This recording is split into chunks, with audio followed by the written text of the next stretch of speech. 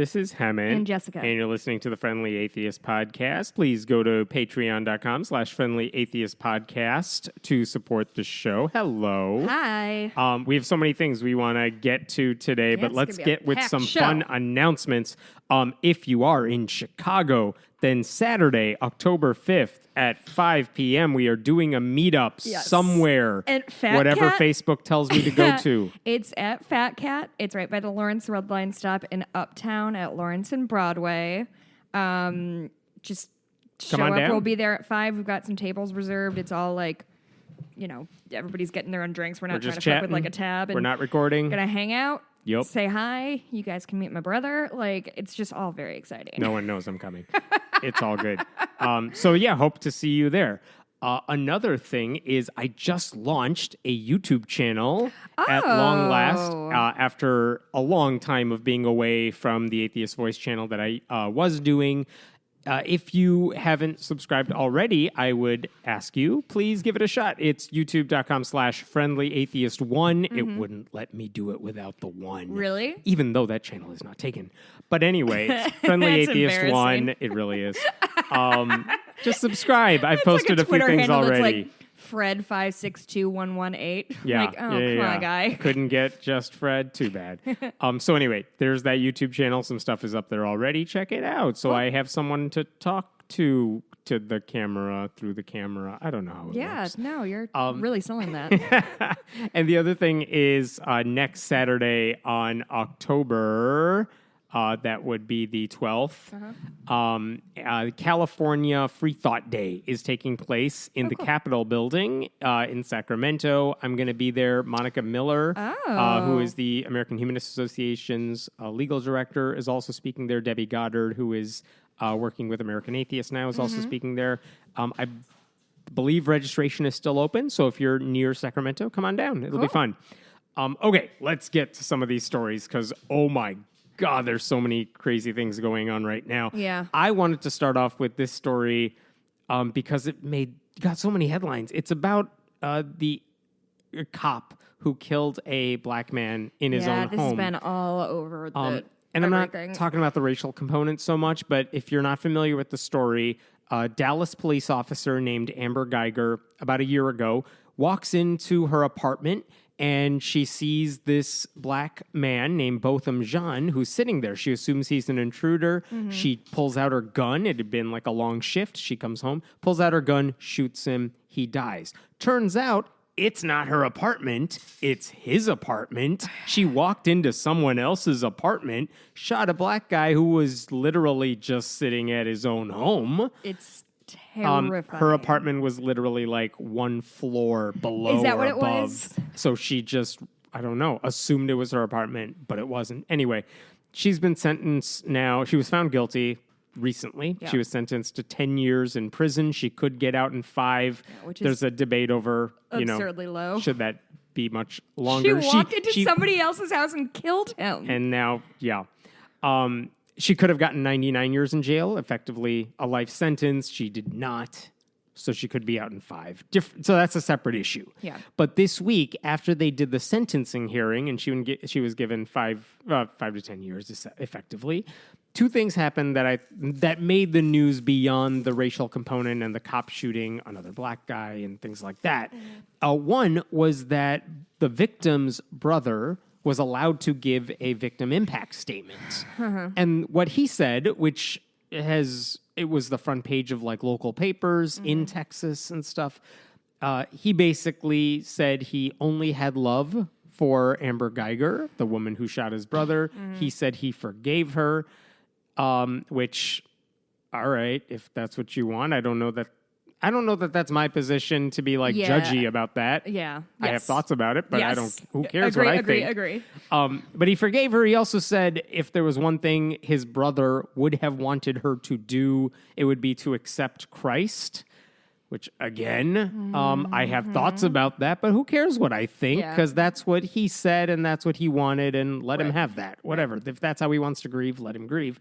And then he asked the judge if he could give her a hug. And after like a long pause, I think where the judge is checking with everyone, she's like, yes. And he goes to give her a hug.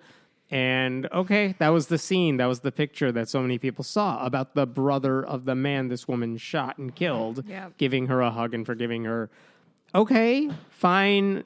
Again, thoughts abound, but no one cares. Business. Not our business. That's what he wanted to do. He did it. All right, fine. I'm not even going to say, yay, that's a beautiful, good thing. Who cares? Yeah, our Fine. opinion does not matter. Okay, my issue I have an opinion. It doesn't matter. My issue is what happened after that, which I think everyone can give their opinion on, which is that the judge in this case stepped out of the room for a second, comes back in with a Bible in hand, and she goes to greet the victim's family, which is fine. She goes to greet the now convicted murderer, Amber Guyger, which is, again, also fine. The judge you can have your emotions. You can, separate yourself from the robe and just say, look, I hope you redeem yourself. Yeah. You're going to go to jail. Good luck to you. Yeah. That's fine. That's not an issue. She hugged the murderer, which, again, if you want to say that's empathy and that's a way of saying, look, you're a human. You're not just a robot giving down a sentence. Right. Okay, fine. But here's what she did that I don't appreciate. I'm going to read this from a news summary of what she did with the Bible in hand. She said to Guyger, the murderer, you can have mine. I have 3 or 4 at home. And they're talking inaudibly in some ways. But she says, when we could hear her, this is your job, opening that Bible. She mentions John 3:16. You know, Jesus is... Real deep dig. Real deep one, yeah. That's the verse no one's ever heard Yeah. of. But says, this will strengthen you. She said, quote, you just need a tiny mustard seed of faith. You start with this. And later on, the judge said that she was doing all this, being a compassionate person. Quote, it's not because I'm good. It's because I believe in Christ. And basically what she said to the victim is... to the murderer is, now that you're going to be in jail, study the Bible, accept Jesus. This is what you ought to be doing. It's the only way, effectively, that you can forgive yourself for what you did. And that was it. It's not like Amber Guyger complained. She hasn't said anything. She's convicted. Who cares now? She's off. I have a lot of questions about that, but Freedom from Religion Foundation has since sent a letter to the Texas judicial ethics, whatever their official title is, saying she totally overstepped her line here. We have no problem with the compassion and showing that to the victim and to the murderer, but at no point should a judge be saying, let me tell you about Jesus. Right. And the issues that come with that are first of all, what are you doing? But why is it the judge's job to say you need to accept Jesus? Why is she pretending religion is good? Why is she giving a sermon? Why is she giving the murderer a Bible? And what happens if Guyger was like, I'm not Christian? What if she later on, 5 years down the road, says, I've become an atheist or I've become Muslim? Yeah. What happens to her? Does she get off for good behavior then? Yeah, it's not great. It really is. And I get it to some extent that this was a conversation they were having and the judge was doing what she thought was a good empathetic move, but it was not appropriate at all. What if the murderer was Muslim? Yeah. Then what would the optics look like? What if the judge was Muslim saying, if you just read the Quran? Yeah, I think that's always the most helpful way to view this. If you're not seeing what the problem is there is if somebody handed somebody the Quran, would everybody be like, oh my God, it's so sweet, religion? It would be inappropriate because you're pushing your religion on somebody else, somebody who has not expressed interest in it, and especially not in your role as an authority figure, as a fucking judge. As a government figure, no less. This is not a person-to-person thing. That's why when Botham Jean's brother said effectively the same thing, who cares? Right. That's a personal thing. Right. That victim's family has a right to say what they want to say. Mm-hmm. No one's complaining about them. No. Not any legal reasons or anything. The judge is a different story. Yeah. And again, if the shoe were on the other foot, if this were any other religion, if this were atheism, I think everyone would be complaining about it. all the people who are saying, look at what that judge did. Because Franklin Graham, the other religious right figures are all like, look at what this amazing judge did and showed. Look at her compassion. That wasn't compassion. No. That was religious preaching disguised as compassion. Yeah. Not great. And if the victim accepts, if the murderer accepts Jesus while she's in prison, that doesn't mean she's redeemed. It doesn't mean she's a better person. No, John Wayne Gacy found God in jail too. So actually, I think he was religious before. The fact that any court, any judge suggests that accepting Christianity is like the path to redemption is the wrong move. It's completely inappropriate. So beyond all the other aspects of this case that are disturbing and worth discussing, this one kind of came out of nowhere after already a controversial sentencing, followed by this. Like, what are you doing at that point? Not a good look at all. Do you want to talk about something happier? Sure. Guess who got fired from Fox News? And they fire people? That's right. And think about, what do you have to do to get fired from Fox? Who got fired? Todd Starnes. Really? The guy whose entire shtick is everything Fox says is true, all of you liberal liars. That's his whole thing. For what? That's their brand. Well, so this is up in the air. Like, why are they firing the guy who basically is the mouthpiece for everything they stand for? And by the way, so what they did is they didn't fire him. That's not the word that was used. They chose not to renew his contract, and that was announced this week. But basically, Todd Starnes, who writes articles for their website, basically saying, look, a public high school football coach wants to pray with his team. What's wrong with that? Well, those Wisconsin-based atheists say no.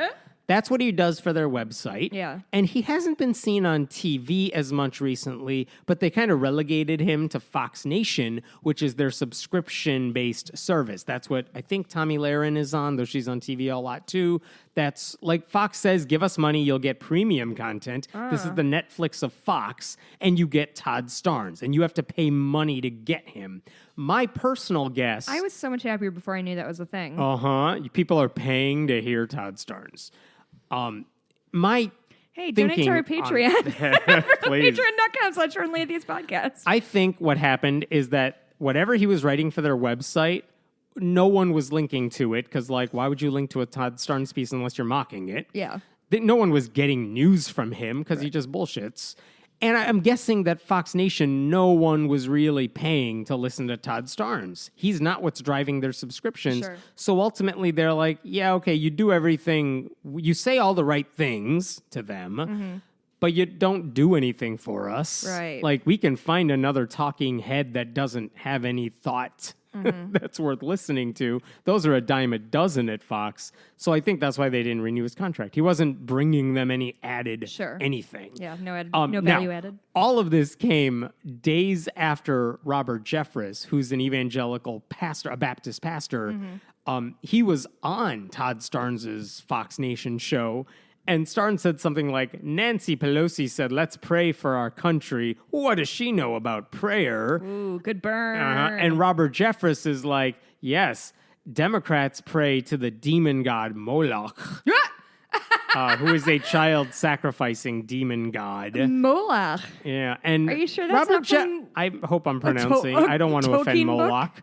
But Robert Jeffress has also said Democrats are godless, so I don't know. Make up your mind. Are we godless, or do we pray to the demon god who eats the babies? Oh, but basically, I like this Moloch guy. There were all these headlines like Todd Starnes guessed, like, Democrats pray to Moloch, the demon god, and then Todd Starnes basically got fired. They were like, oh, it's because of that comment, and I just want to shake people and be like, that's not why. No. That's not the dumbest thing Todd Starnes has had on his show in the past week. Like, you're all like, look at the crazy thing they said. It's like, no, that's par for the course. Right. If you listen to this guy, which sadly I do. Like, this stuff is insane. So it wasn't because of that comment. Todd Starnes said this has been in the works for a while, so he must have known this was coming. Is he, retiring? No, he's actually... What do you think he's doing? He's doing what all Fox News Glenn Beckian types do. He has set up, Starnes Media Group. Oh, I was going to say, I don't know, I feel like failed right-wingers end up on Fox News. I don't know what happens when I they know. fail out of Fox Then News. they just start their own Fox Yeah. News because someone's dumb enough to buy that. Y'all, So that's if where Fox he is News now. is too far left for you, I don't know what to tell you, bud. Yeah, so that's an actual thing that happened. Can I talk about a sort of conspiracy theory Go that I'm for sort it. of obsessed with? Do you know who Todd Phillips is? Todd Phillips? Yeah. Go on. Okay, so Todd Phillips is a director. His big movies were The Hangover and Old School. Okay. Have you heard of? I watched Old movies. School. You will never believe how many times I've watched Old School. Wait, really? I know. College. That is literally, I was in a dorm with Jesus. 3 other guys. It played every damn day. We kept a running tally. I know every line of that movie. That's sort of a lot for me to I take know. in right now. So I'm just going to leave that for now. Earmuffs. No, and like, listen, I went to college too. But I saw basically, these Old are- School. It's frat. It's a frat. It's frat comedy Yeah. and And like it's fun. dude comedies. Yeah, totally. And it's All right. it is what it is. It does Yeah. what it does successfully. There's a little Indian kid in Old School who looks like me when I was in 6th grade, and it's creepy. oh, I thought Like every time that character appeared on the screen, everyone would just look at me, and then I would like flip my dorm mates the bird, and then we would wow, move on you're with our lives. so cool. Anyway, so Todd Phillips is kind of in the news right now because he directed the movie Joker or The Joker. I do not care. So he has made headlines recently because so he took a turn from like these really broad frat comedies to the Joker movie, which is like a dark, superhero, anti-hero thing. And so he was talking about why he moved from comedy to drama-ish, and he said the following, quote, "Go try to be funny nowadays with this woke culture. There were articles written about why comedies don't work anymore. I'll tell you why. Because all the fucking funny guys are like, fuck this shit because I don't want to offend you. It's hard to argue with 30 million people on Twitter. You just can't do it, right? So you go, I'm out. And you know what? With all my comedies, I think that's what comedies in general all have in common is that they're irreverent. So I go, how do I make something irreverent but fuck comedy? Oh, I know. Let's take the comic book movie universe and turn it on its head with this. And so that's where that really came from, meaning his... I don't think I've heard anyone in the past year say the word woke other than older white guys who are pretending to make fun of liberals, but they're not good at it. It's the same way with like Triggered, like it's just Yeah. been co-opted away from us. Like if you use it, you're part of the problem. Yeah. You're not actually addressing the issue, and you At all. clearly don't understand why people have used the word. Right. So, so this came out, I think, on my birthday because I remember like actively not reading it because I didn't want to get mad at dinner. But anyway, so this caught a lot of flack. A lot of comedians who, guess what? There's still a fucking lot of comedians working right now who have managed to not drop F slurs into their routine or punch down. So anyway, I was sort of like, okay, this fucker. And then my friend Anne sent me this clip of Joaquin Phoenix, who plays the titular Joker, he was on Kimmel. And Kimmel was like, oh, what was the set like? And Joaquin Phoenix was like, oh, it was really fun. We really enjoyed the work, blah, blah, blah. And then it cuts to like a 90-second clip of him just being a nightmare person on the set and like yelling at a dude. And it cuts back to Joaquin Phoenix and he looks like fucking shook. Like really taken aback and whatever. And I was like, oh my God, a guy got called out on his like shitty behavior. And he was like, I'm so embarrassed. I'm embarrassed by this. I can't believe it happened. Obviously I'm sorry. And I was like, wow, that's kind of a bold step for a Jimmy Kimmel figure to call a white dude out on his shitty white dude behavior. And then I was like watching some breakdowns of it, and now I think that this Todd Phillips thing about like the anti-woke culture thing, the Joaquin Phoenix thing, I think it's a publicity stunt.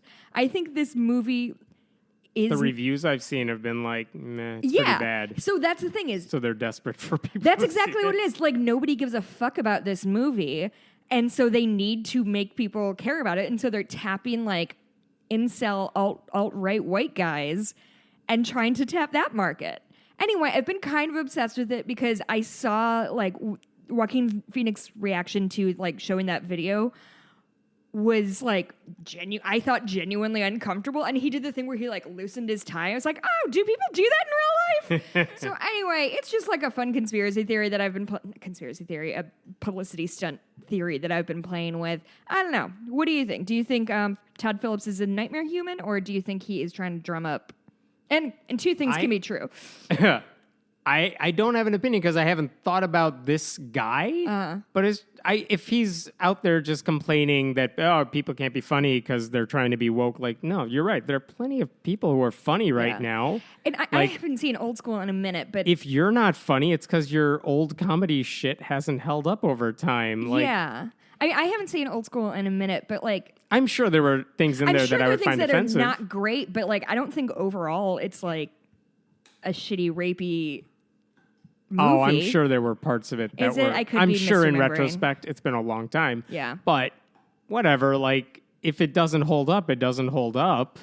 But to complain about the people who are looking for actual funny stuff now, as if you're the problem. Yeah. Make a better movie. Yeah. Anyway. Let's talk about this thing. So this came out late last night. Here's some backstory to set this up. About a month ago, there was a story in Slate. One of their writers who focuses on religion, Ruth Graham, she wrote this piece about Archbishop Theodore McCarrick from the Catholic Church. This guy is probably the highest-ranking U.S. Catholic official who was credibly accused of sexual assault. He resigned. The church basically booted him out, and then he resigned from his position. So he's this ex-archbishop, which is like a pretty powerful thing to be an ex-anything of. And now here's the question they had for this guy. Like, what do you do with him? Because he wasn't convicted in a court of any wrongdoing. Statute of limitations had long expired.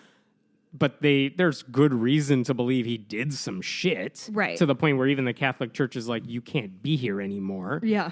So he didn't get convicted of any wrongdoing. They don't want him. Where does this guy go? Because he spent his entire life in the Catholic Church. I don't know what the pension system is. Like, he's basically, the Catholic Church still kind of owes him one for his lifetime of dedication. But so basically they said, we're going to move you to this small isolated community in Kansas where you could live basically in isolation. Small church. We got a little space for you there. Go live there. Oh, so they're relocating him to a different Catholic church. Yes. But he's not working for the church. He's literally like a hermit sitting in the attic now.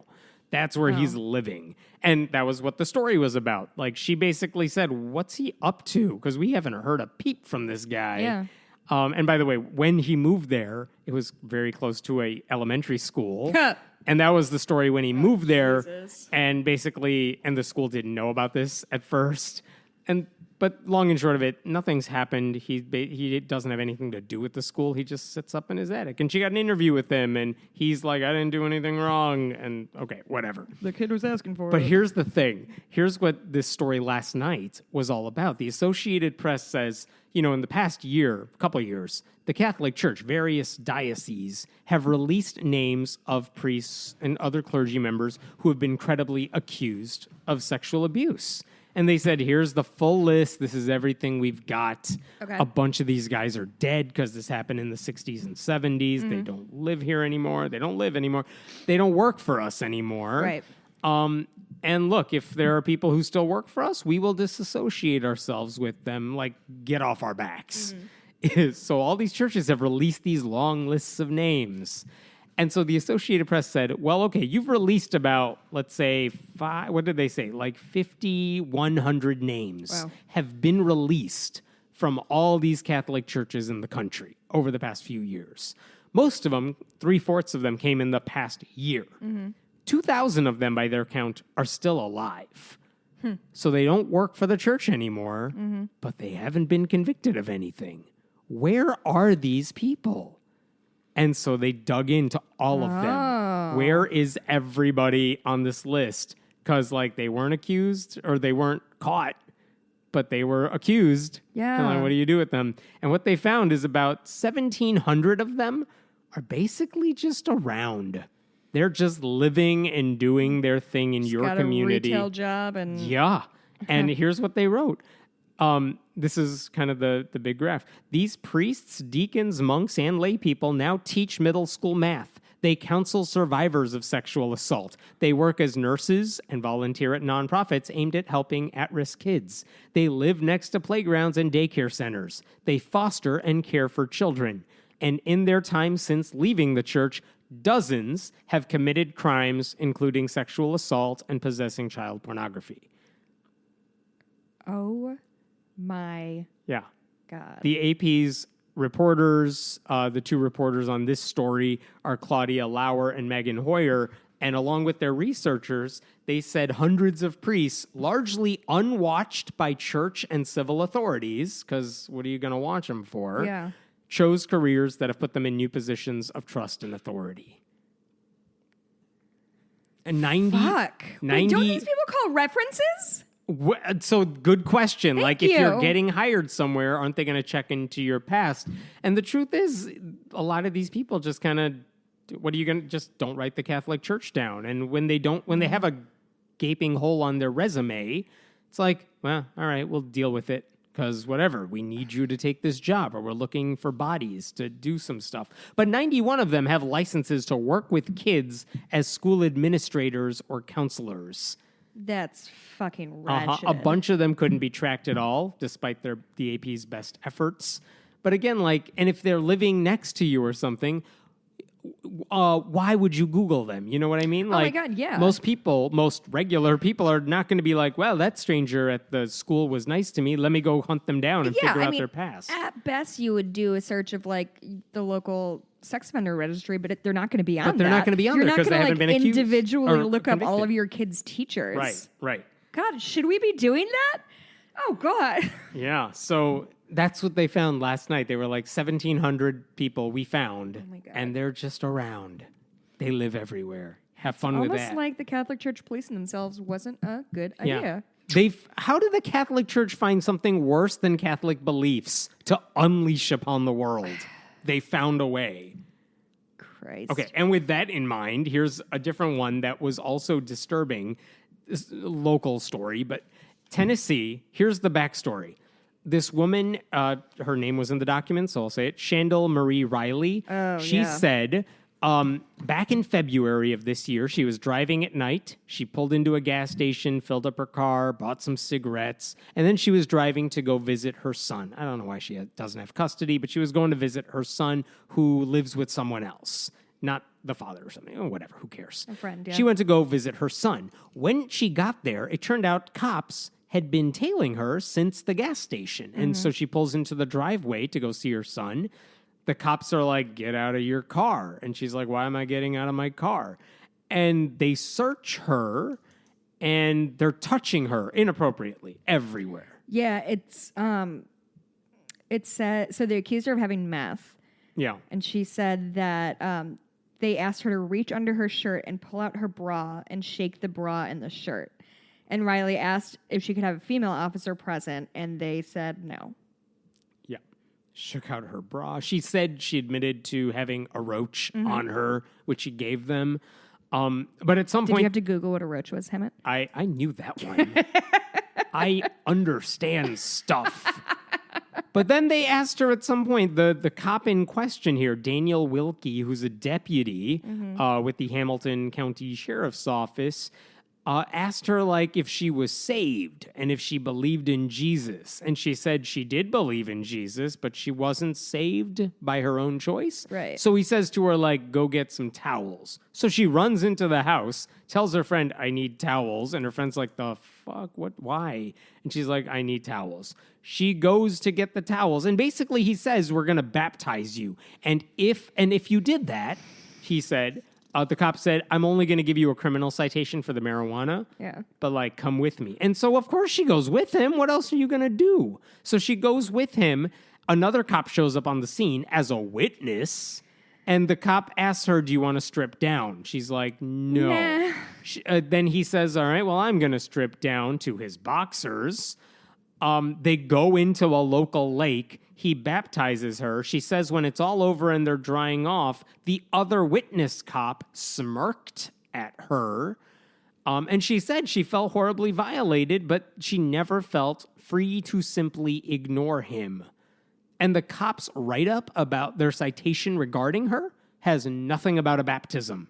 It just cited her. Like, why were they following her in the first place? Yeah. The citation says a tinted window violation, like she had it and she shouldn't have, and license tag obstruction. Pretty low-key reasons to follow someone and do order all them this. out of their car. Yeah. She's now suing the 2 deputies and the Hamilton County government. It was part of a longer lawsuit. I'm not quite sure why other names were added to this, but basically the lawsuit is for $1 million in compensatory damages, $10 million in punitive damages.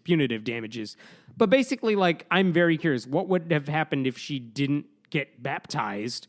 Again, what if she weren't brown? Yeah. Or what if she weren't white, or she were brown instead? What if she were Muslim? What is the county going to do about this? What punishment do the cops get? Well, and why were the cops touching her? Yeah, and also Wilkie has another complaint against him for excessive force. So, like, he's a capital B bad guy, and hopefully will be fired. Like, it's so beyond the pale. It's just so completely disturbing. So fucked up. All right. Like, what? I don't get it.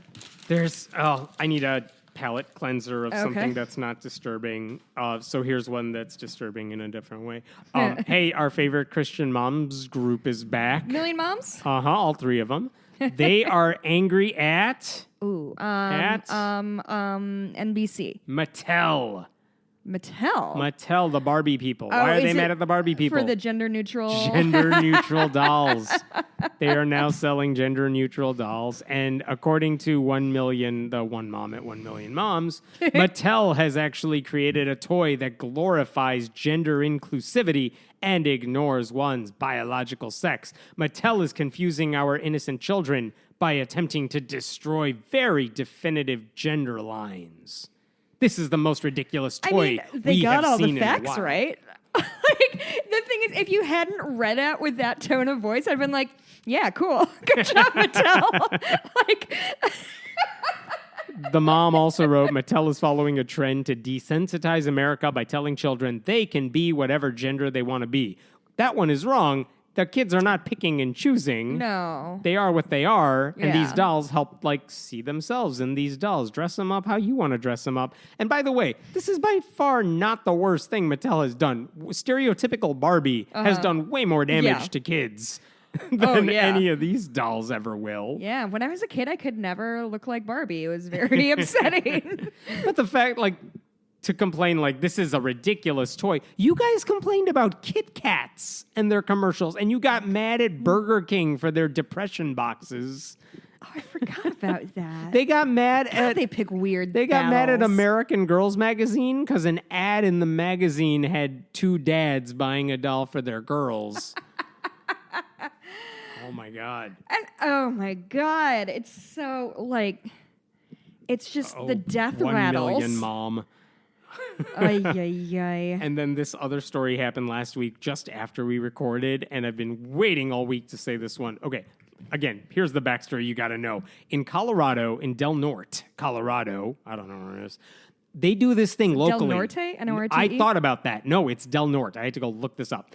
But they have a thing called Rural... English is such a beautiful language. Yeah, Rural Philanthropy Days. It's a little conference, and what they do is they say, look, some of these local organizations, they give out grant money to nonprofits. Cool. Hey, nonprofit leaders in our area, come together and we'll give you best practices. How do you get this money? Let's network to help you out. Yeah. And by doing this over, I think, several years now, they've given away like $22 million in grant money to various nonprofits. Awesome. It's a secular group. I mean, they help everybody. And I guess they were going to meet in Del Norte recently, and they're like, where can we find a spot in the area that will host like 300 or so people? And the answer, like one of the bigger venues in the community, was a local church, which happens a lot. It's why some districts are like, our graduation ceremony will be held at a church. And if it's controversial. There's a line to be drawn, but whatever. That's why they do it. Right. It's not because the event is religious. It's because the churches are sometimes the biggest venues in town. So they had rural philanthropy days at Gateway Church in Del Norte. And so this was 2 weeks ago, I believe, 2 weekends ago. And one of the speakers, like the church has nothing to do with the event. Sure. They're just the hosts. One of the speakers on the first day was a guy named Justin Garut. I believe the pronoun Justin uses is they. I'll try to get that right. But Justin was speaking on behalf of a different organization. Basically, he was speaking as a good storyteller. Okay. That was the session Justin was invited to. Like, tell us about the power of a good story. And that's something nonprofits need to be able to do to get grant money. Okay. And so Justin spoke about how, as a gay person, he had to come out, and that was a really tough thing to do. And he talked about they talked about the work reducing LGBTQ suicide among kids. Powerful story, shared their own story to go along with that. You can see why they were talking about that. Okay. Sure. Apparently, unbeknownst to me, the microphone was cut off at some point as Justin's giving the speech. Pastor Greg says, Craig Schaefer, who is the pastor of this church, apparently cut off Justin's microphone and actually said in his ear, said in their ear, like, watch what you say. Holy shit! And Justin said that when the microphone was turned back on, the volume was lower, But Justin got through the speech, got a standing ovation, and honestly, no one said anything of this. That is the most sinister shit I have ever heard in my entire life. That is horror movie grade. Pastor Greg Schaefer then, last week, and this is why I heard about this, gave a sermon on Sunday, right after the conference ended. And among the things, this is the story. That was all the setup. Right. Pastor Greg says to his congregation, we hosted this conference here, and it was all good, except for one part. There was a speaker that shared some things we're not in line with as a church. Oh, no. And basically he says, if there's a message from this stage that does not agree with who we are as a people, we need to say that. We need to make that clear. Do you ever get in a moment, and I'm quoting him, do you ever get in a moment where you say, okay, this isn't happening right now, where this guy's getting up and saying, I've embraced my homosexuality, and I've given up on God, and God can't help me. He's a hindrance and a person that makes me feel guilty. And so did the priest, and so I walked away. And everybody said, hey, yay, all right. Everybody claps. And here are Hank and I, like a biblical moment. What are we going to do in that moment? I'll step in here. The answer is nothing. You're not a part of this. Absolutely this isn't not. about you. Why was he there? I guess to help with... You don't even go to this school. Yeah, I think it's to help with sound. I don't know. But pastor says later... You're a sound tech. Yeah, he's talking about homosexuality. That is a hot topic if you're not aware, as if no one's aware. The LGBT movement, Q, X, Y, all the extras, the letters that are getting put on. That's an original joke. There's a push out there that's going into our school systems. It's coming into our churches, blah, blah, blah. Now, let me say, we don't endorse homosexuality in this church. We don't. We believe it's a sin, blah, blah, blah. But sometimes it comes in. Yep. And then at one point he says, I'm going to ask you all to bow your heads with me, and we just do a one prayer cleansing of this sanctuary. Oh, my God. So they pray, they cleanse the church. And were they successful? No, because that doesn't do anything. But anyway, someone sent video, someone took video of this. You could hear in the video, shh, don't interrupt. We got to hear this shit that's going down. Really? Yeah. You could hear the voices in the background. Someone's, sneaking in to They got the recording of this sermon. Puts it in their front pocket. Yeah, and so you could see the crappy handheld sort of camera of this sermon. It starts getting out. That's how I hear about this thing. I asked Justin, hey, what's up with this? Justin finally writes to me and says, Pastor Greg cut my mic and exclaimed from the sound booth I needed to watch what I say. Blah, blah, blah. My mic was eventually turned on, albeit at what seemed like a much lower volume. Despite all of this, the hundreds of folks in attendance gave me a standing ovation. I know firsthand how homophobic remarks, like Pastor Greg's, increase the fear and negative health outcomes of LGBTQ people. So that happened. And then, days later, after this story starts getting out... I cannot believe there's more. By the way, he's now taken down that video. He being Pastor Greg. Okay. Is Then it he- Greg or Craig? Pastor Greg Schaefer. Okay. Then he posts an apology not an apology, he posts a statement on the church's Facebook site, which has also been taken down, but I got screenshots. Yep. He cleansed the post. It didn't work. I got screenshots. He basically says, I don't have a problem with the guy being gay. I have a problem with the guy talking about being gay. Sure. Same thing. Sure. Cool. Cool as usual, Pastor Craig. He also pretended he was doing everyone a favor by letting Justin finish the speech. Wow. Even though the church wasn't So involved in brave. this. He said, if I were to come into somebody's house and disrespect their beliefs, their convictions and their way of life, I would think that's insensitive. It's like they... Oh, yeah. Justin was on being sensitive. You got it, dude. Mm-hmm. You really found the moral. He then the pastor blamed the whole world for what he did. It's been a week filled with misunderstanding and misrepresentation of who I am and who we are as a church. Dude, we got you on video. You said it. We didn't take you out of context. That's what... that's what kills me about things right now, especially like with all the shit that's going down with Trump. Of like, people are like, "Well, let's just wait till we get all the facts." Like, no, we have the He facts. admitted it. Your refusal to acknowledge what the facts are isn't saving anybody from anything. If you took everything Trump is saying and said this came in a secretly recorded conversation, then people would take it seriously. But because he just says out in the open, yeah, I did the things you're all accusing me of, then people are like, well, I guess it's not that big of a deal. And that's what this pastor's doing. He's like, the secret recording, oh my God, how dare you misinterpret me? And then finally he's like, recently, locally, there was a Pride Fest that took place a few weeks ago. I did not respond negatively, even though I heard it on the radio every day, saw it advertised. I did not go to Pride Day and protest waving signs or shouting. Like he wants a cookie for that. Cool. You are one step above a terrible human. All these people did not go to his church unannounced and say, we're going to totally protest your church's beliefs, because that doesn't happen.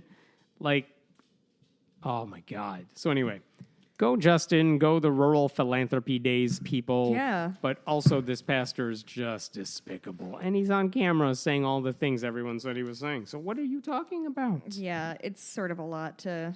Oh, my God. Pew Research Center, by the way, also came out with a different study this week. God, I feel like Pew's been coming in hot and They're heavy on a roll. recently. They had a lot. It was about religion in public schools, but this was the big takeaway for me. What percentage of kids 13 to 17 said, I have had a teacher lead the class in prayer? 0%. Would be the right answer, but it's not the Pew answer. Wait, I'm sorry. Did you specify public school? Public school. Okay. Yep. Oh, God. What percent of teens currently Tell in me public it's like schools? 10%. Yeah, it's 8%. It's Okay. 12 in the South. Well. And the one it's 2% in like the Northeast, 7 in the Midwest, 6 in the West. But the one caveat here is Pew asked, have you ever had a teacher do this sort of thing? Mm-hmm. It's possible they went to private Christian schools in the past where that's Sure. not a weird thing.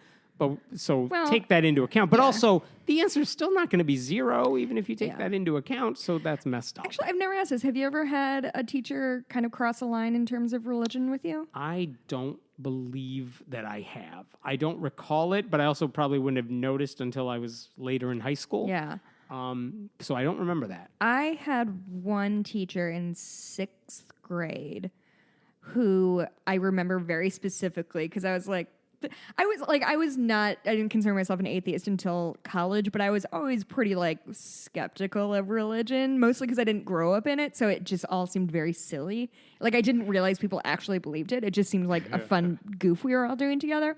Anyway, she said, I once heard somebody say, to look out in the world and say there is no God is like having a delicious meal and saying there was no chef. And I was like 12, and I was like, no, I don't think so, actually.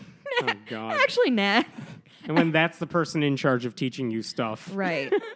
Yeah. We had to write a descriptive essay about chocolate. I don't know. It definitely made me the writer I am today. Pew also asked people, they said, how many of you know that teacher-led prayer is prohibited?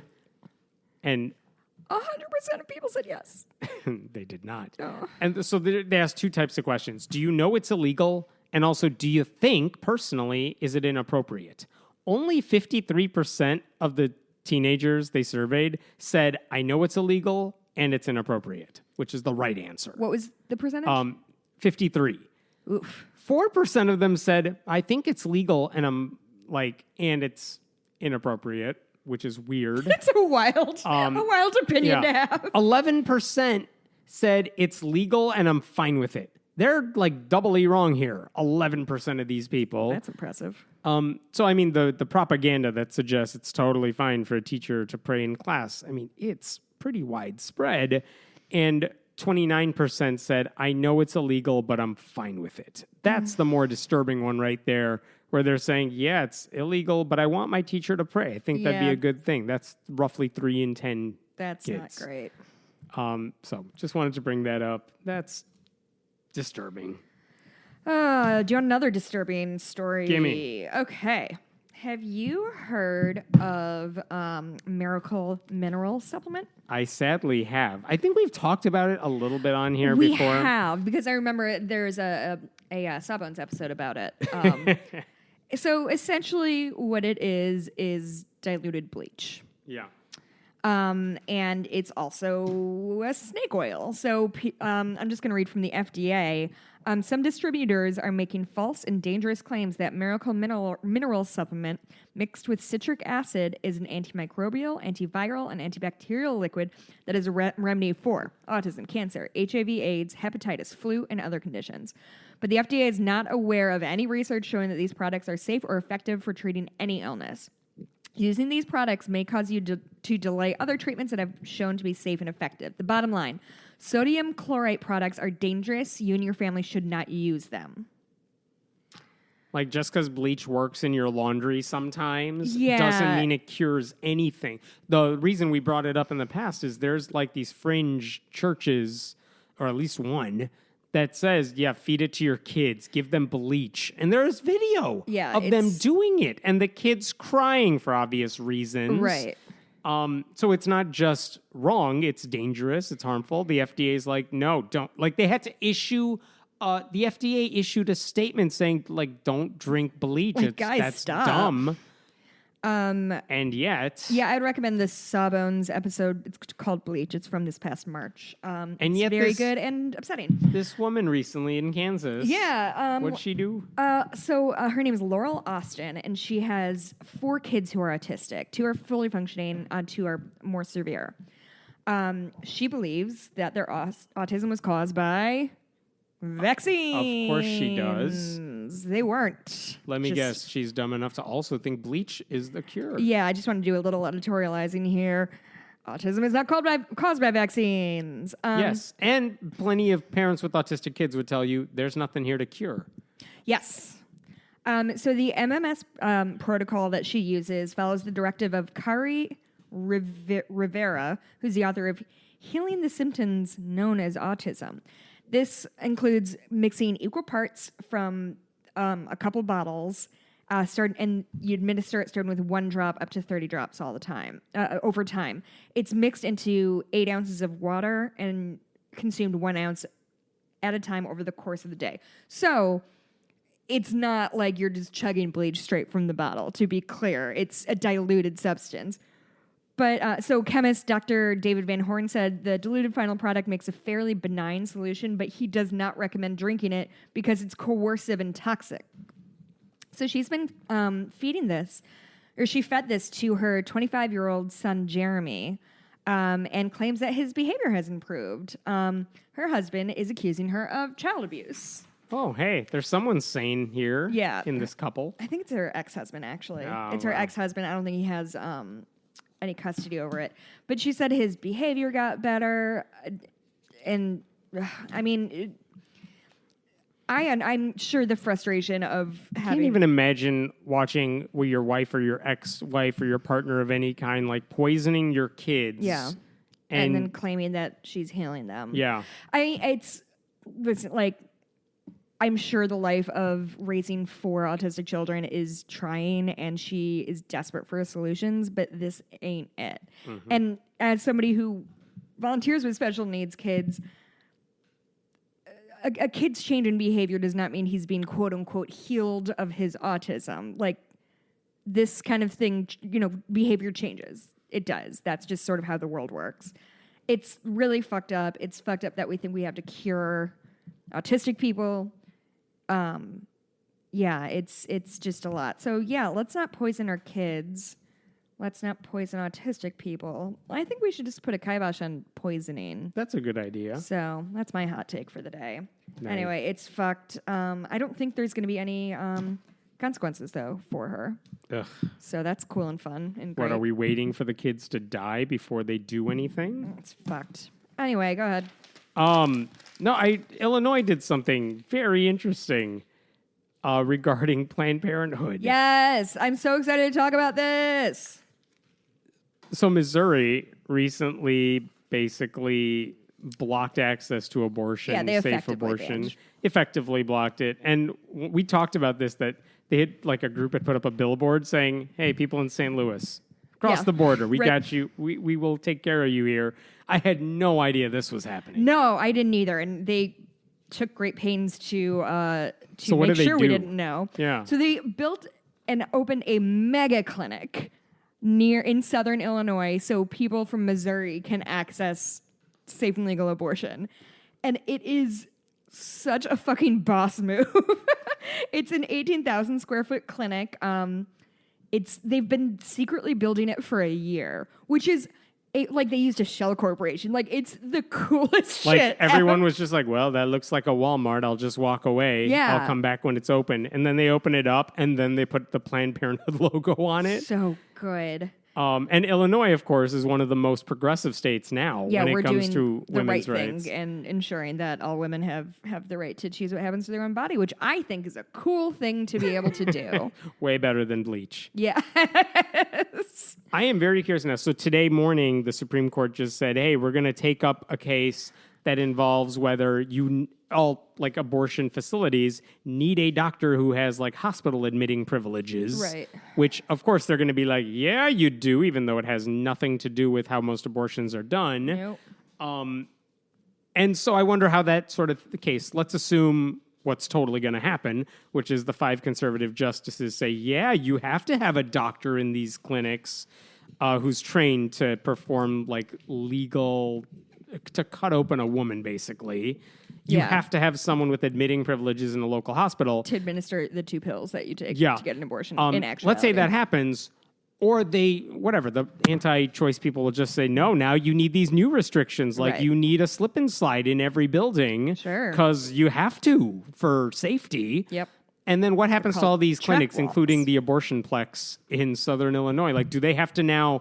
I'm very curious how they design this place to accommodate the sort of crazy shit that anti-choice people will make them do in order to stay open. Because, of course, they're going to try to come up with new rules to shut places like this down as much as they can. I would bet if they went this far to make sure that the building was built safely and quickly, I bet they have looked ahead and probably already have. They kind of know what the anti-choice people are running with for now. Right. So, like, they will... if I had to wager a guess, I would say, yeah, they are going to go above and beyond any, like, restrictions that they think might be coming to avoid getting shut down. Because, like, even just financially speaking, it would be a disaster if all of a sudden the hospital admitting privileges thing took effect and they had to close. Like, that's that. There's no way they would have let that happen. I'm sure they. Oh God, I hope they thought. God, I hope they did. Right. But yeah, that's super exciting. I'm very excited about it. Got anything else? I have 2 more things. Go for it. One is this is actually good news. A teacher was fired because he refused to use his students' correct pronouns. This is in Virginia. This teacher, Peter Vlaming, he's at West Point High School in Virginia. Basically, he says there was a student in his class. West Point, like West Point? I don't think it's the military one. Okay. Just a school named West Point, I believe. Maybe I'm wrong, whatever. But he teaches French. He had a student in his class, I think, last year. That student has now transitioned, and the student said use the proper pronoun. We're not talking about accidentally using the wrong one, but like, use my pronoun. Yeah. And even though he said, his argument was, well, I don't use pronouns because I let kids pick their own French names and I call them by their French names. Which is a fucking wild thing to say. You don't use pronouns? He said, if I have to talk to you... Hemant is talking to Hemant's microphone, and Hemant's computer is in front of Hemant. Every time. No, nothing. A really chill way to teach language. The issue wasn't he accidentally used the wrong one, because I could kind of understand that, especially when you get to know a kid. Like you did 25 minutes ago. Yeah, exactly. Many times. Not on purpose. So, in his lawsuit now, he eventually got fired because the school said... insubordination. You're choosing not to use it. And when you do use it, you're using the wrong one. And you've gone out of your way to say, I'm not going to use the right one. Right. That's what they're mad about. Yeah. And his side is like, oh, he's getting fired for something he didn't even do. Well, it's he said he's going to do the wrong things. It's the same thing. Yeah, I think...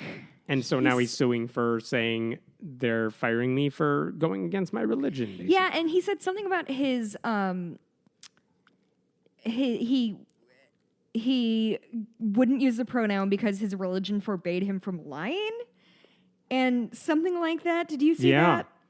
Yeah, my religion tells me I can't lie, but also this is the same guy who thinks his religion believes trans people don't exist. Right. So if your religion is teaching you lies, then I don't really take your argument seriously about thou shalt not lie. Yeah, apparently there were some protests at the school in support of him, which fucking sucks. Which, of course, there are, because there are always protests in support of those teachers, and they're all like, he's a good teacher. Well, he's clearly not. Yeah, he does not care about the health and well-being of his trans students, which fucking sucks. And also, it's not a majority rule sort of thing. It doesn't matter if everyone likes him. If he's not following the rules, the school can get rid of him. It's not like they didn't warn him about this. Right. And everything they're accusing him of, like, you're basically denying the students humanity here on purpose. You say you're going to do that, even if you haven't. She had to, I don't even know what the student is. The student dropped the class. The student identifies as male, dropped the class because he couldn't deal with the teacher. Mm-hmm. And the teacher's like, yeah, well, that's your thing. Yeah, that's fucked. It's not up for a vote. Like... When the teacher decides he can't respect a student for existing, right? Like that's the teacher's fault. Yeah, it's garbage. So. And then I've got one more story. So on the 8th, which I think is Monday, we should be paying attention to the Supreme Court. There's going to be some shit happening. So essentially, this case that's going. Have you heard of this? It's Amy Stevens who got fired because she's trans. She got fired from a funeral home. And she sued, and now her case is going all the way up to the Supreme Court because they're trying to figure out if trans people are covered by Title VII. So Title VII prevents employment discrimination. And it was, and sort of a landmark case was in 1989. A woman was passed out for partnership at presumably a law firm. I don't know if you can be a partner anywhere else. And she was told that she needed to, quote, walk more femininely, talk more femininely, wear makeup, have her hair styled, and wear jewelry. And that's why and if she did those things, her career would be more successful. They found this was an obvious violation of Title VII. But the Trump administration believes that employers can insist that men and women dress in a manner that aligns with the stereotypical understandings of gender. So essentially, they're saying they fired Amy Stevens not because she's trans, but because they think she should be dressing as a man. And so they're saying this person's violating our dress code. That's why we fired. Yeah, literally exactly that. Title VII, Trump's lawyers claim permits employers to force women to conform to sex stereotypes so long as they also force men to conform to parallel sex stereotypes. So under this logic, I could work somewhere and my employer would tell me I had to wear a skirt as long as they specifically said men cannot wear skirts. Which, like, it is 2019. What the fuck are we doing here? Conservatives have a majority on the court. They will do everything they can to get all their hot button cases through as much as they can. Why does this fucking matter to anybody? Why is gender expression so hard for people to fucking deal with? And it doesn't affect them, is the thing. At all. It's shameful. This is going to be such a black mark on our country. Like, we've done a lot of shady shit as a country, and this is going to be among them. We're seeing cases like this to make sure people dress in a certain way because it makes people more comfortable. It's fucking shameful is what it is. Thanks, Susan Collins, for voting for Brett Kavanaugh. I swear to God, Susan Collins is so far on my shit list. Did you have any other stories? Nah, I'm good. Hey, get your flu Susan shot. Collins.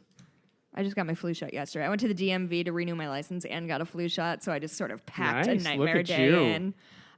Also, I'm like fully into horror movies this season. We like basically mid-August through November, Mikey and I are just consistently watching like good and bad horror movies.